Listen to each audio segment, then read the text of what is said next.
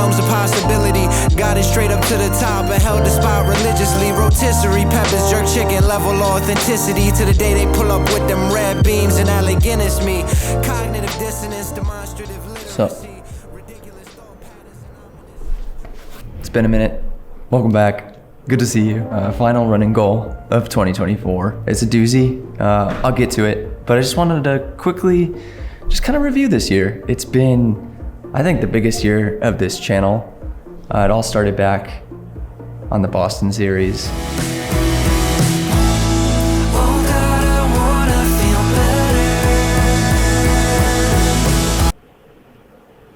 Unbelievable support. The way y'all showed up, even in real life, it blew my mind. And so I just have to retroactively say thank you on that. And even just on the athletic front as well, while it was only a 1 minute PR from my 2:39 in Chicago the previous fall, it felt like this new breakthrough that I hadn't really felt yet.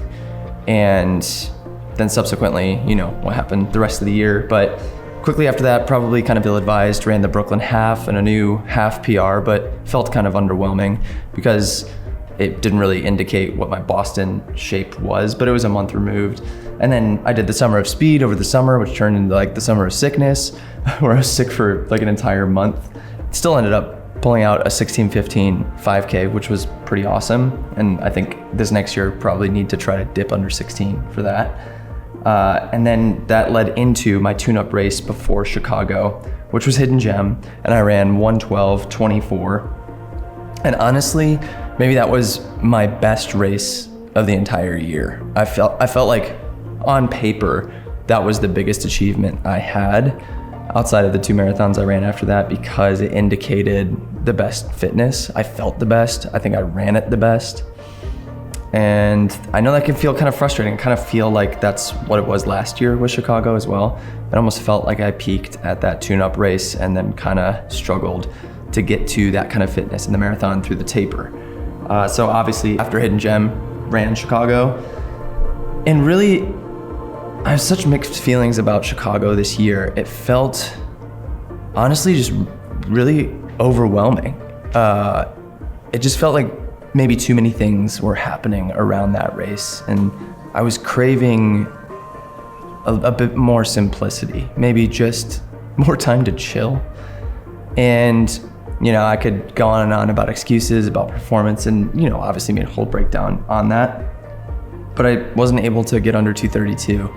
And I think as I become more and more removed from that race, it just pisses me off more and more that I didn't hit that goal, especially because, a month later, maybe not even a month later, I ran Indy and shocked myself with the 2:34:30. And yeah, to be that close to the Chicago PR, first, I think indicated that I was in better shape in Chicago and I had better variables and temperature and all that stuff in Indy, but is what it is.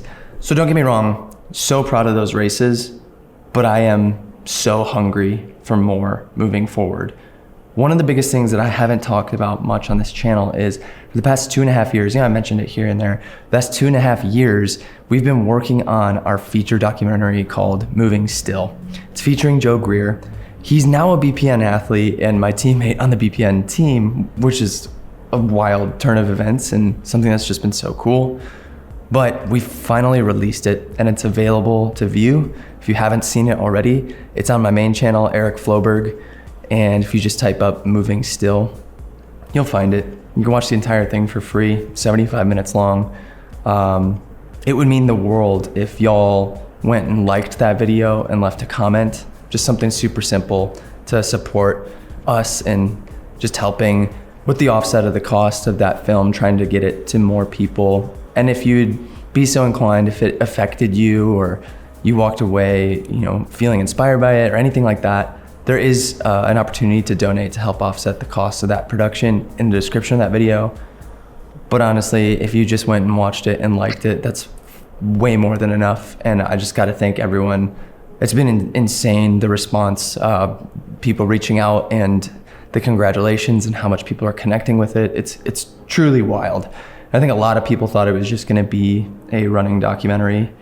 And it is, but it goes way deeper than that, into Joe's trauma and what running has meant to him and his relationship with his family. So yeah, go check it out if you haven't already. All right, all the housekeeping and the nostalgia is done. What is the final goal for 2024? It is to run 3,000 miles for the entire year.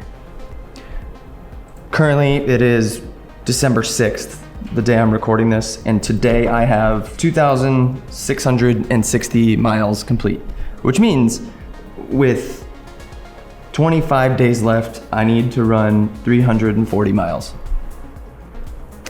Which is a lot. I didn't edit the video over the weekend, so now it's Monday and I ran 4 miles that evening. As a double, I ran 16 with Kyle and Iggy on Saturday. On Sunday, I ran about 8.5 miles, and this morning I ran another 8. So as of right now, this recording, I have 603 miles left. But if you want the most accurate, up-to-date, how many miles I have left, I'm updating daily on Strava, so go follow the Strava. Do you think I could do it, Cyrus?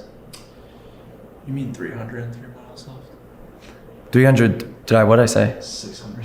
I say 603? 303, I'm not that much of a psychopath. But do you think I could do it? Yeah. Should you? What was that? Did you do the snail?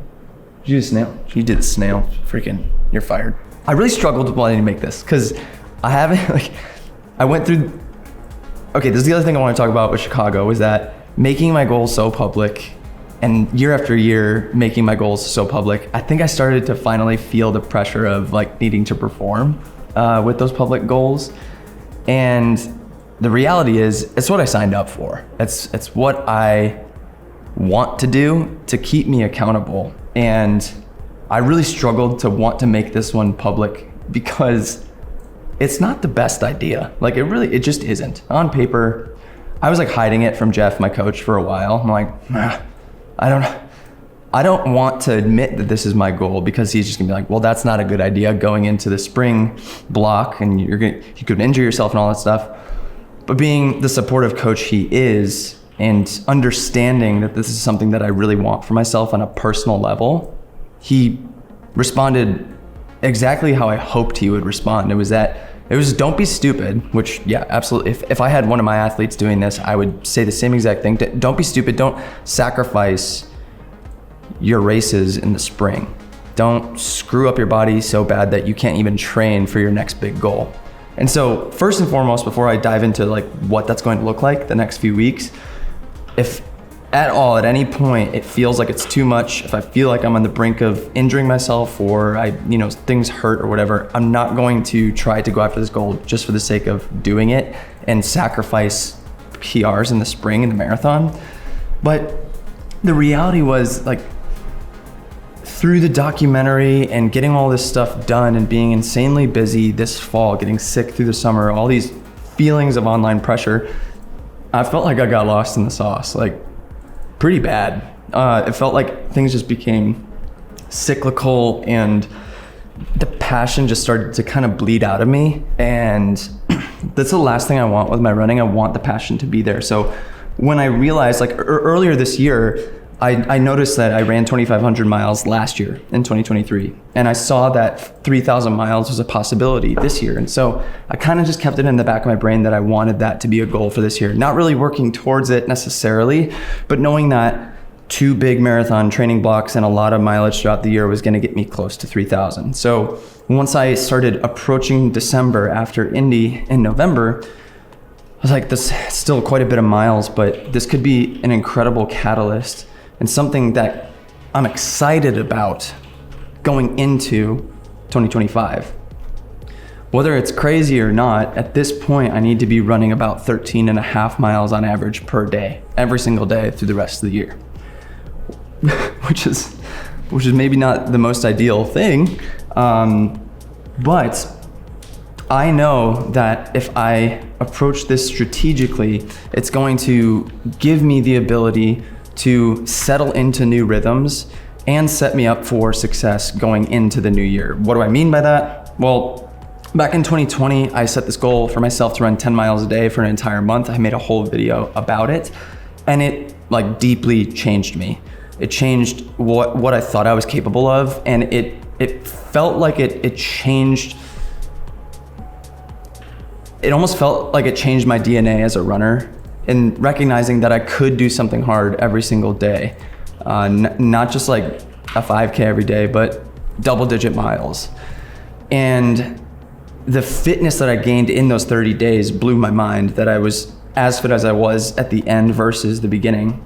And so since I felt that apathy this past fall, it almost felt like I had to give myself a bit of a crazy challenge to kind of shock the system to get back into it. And I'm only a week in, and I can tell you right now, I'm so fired up about running right now. And I don't know if I've ever been this fired up about running outside of a marathon training block. And as I was getting to earlier, is that I think this is going to be the catalyst for me really needing to take nutrition seriously by eating whole foods and getting enough calories to support around 80 miles a week or more per week through the end of the year, that I need to start getting into the gym regularly and building that habit 2 to 3 times a week at the very least, to prevent that injury from coming on. Sleep, and being very disciplined about getting to bed at a regular time, maybe taking magnesium supplements before bed most nights, and accounting for everything that is going to give me the best sleep possible. And then obviously just running a lot of miles. So whether you think it's dumb or not, it is what I'm choosing to do at this point in early December. And you could leave all the comments you want down below, wishing me luck or saying that it's a bad idea. But the reality is I'm going for it. And I think it's well within reason based off the runner that I am. If I was someone who only ran 1,000 miles last year and I'm trying to get this goal, I think that would be pretty silly. But I know what I'm capable at this point and experientially as a runner, and will absolutely take it careful. But I think what might end up happening is I'm hitting around 70, 80 miles a week, and then we just send an ultra at the end of the month, super slow all day. And yeah, we'll see. But I'm incredibly excited about it, and I think it's going to motivate me to want to make more videos surrounding this topic in particular. So checking every once in a while on the days of training and what it's like. Already starting to feel it on my legs for sure, but up here and right here is feeling on fire, and that's what I'm most excited about, because so many people come to January 1st and they think, I need to make all these goals for the new year, you know, and obviously you've seen all the research, you've seen videos and essays about this, surely, that the majority of people that set New Year's resolution goals, that go to the gym, start a fitness journey, whatever, and phase out after one single month in January. So if this is, you know, if you're hearing what I'm trying to do and you're thinking for yourself that you want to make major changes next year, do it now. Just start now. Start something right now. It does not need to be 13 miles a day, but something that is going to shock your system into developing new habits so that you can approach a January 1st goal, a 2025 goal that is going to be realistic for you. That isn't just a shock to the system that you have to change absolutely everything on January 1st, but maybe take some next steps over the next 3 weeks to then set yourself up for success into the new year, and be easy on yourself in that goal. Maybe that whole first month is a transitional period into reaching that goal, that you're not just hitting the ground at full force on January 1st, but that you're slowly building into this thing. And if it is, let me know what that is for you down in the comments. I want to hear what your goals are for the rest of this month, finishing out the year strong, into what your goal will be for next year. And hopefully I can respond to that and encourage you in the process of you wanting to meet that goal as well. Those 4 things I mentioned earlier, changing my nutrition, strength, sleep, and increasing my mileage, is what I will need to do in order to get to a sub 230 marathon goal next year. Yes, that's what I want to do. And it starts now. This is the catalyst. This is what I need to do to shock my system into getting into a new rhythm and creating new disciplines for myself in a new year. So let's go get it done.